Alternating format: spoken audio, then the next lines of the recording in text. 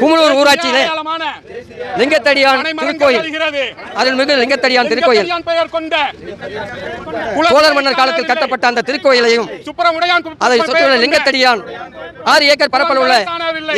ஏரி குளத்தையும் அதை சுற்றியுள்ள 20க்கும் மேற்பட்ட ஏக்கர் நிலங்களையும் தனியார் ஆக்கிரமித்து கொட்டாயை அழித்து பட்டா போட்டிருக்கின்றார்கள். இது நிச்சயமாக மாண்புமை சென்னை உயர்நீதிமன்றத்திலே வழக்கு தொடுத்து அந்த நீதிமன்ற உத்தரவுப்படி மாவட்ட ஆட்சியர் அவர்கள் ஆக்கிரமிப்பு அகற்ற உத்தரவு போட்ட பிறகும் கூட அங்கே இருக்கின்ற லால்குடி வட்டாட்சியர், கோட்டாட்சியர், வருவாய் ஆய்வாளர், கிராம நிர்வாக அலுவலர்கள் அக்கறையுடன் ஆக்கிரமிப்புகளை அகற்றாத காரணத்தால் மாவட்ட ஆட்சித் தலைவர் அவர்களிடம் கோரிக்கை மனு கொடுத்து தமிழக அரசின் நேரடி கவனத்திற்கு கொண்டு சென்று உடனடியாக ஏரி குளங்களையும் திருக்கோயிலையும் அந்த தனியாருக்கு பட்டா போட்டதை ரத்து செய்ய வேண்டும், அரசு கையகப்படுத்தி பொது பயன்பாட்டுக்கு கொண்டு வர வேண்டும் என்ற கோரிக்கை வலியுறுத்தி இந்த கோரிக்கை மனுக்களை இங்கே கொடுக்க வலியுறுத்தி வந்திருக்கின்றோம்.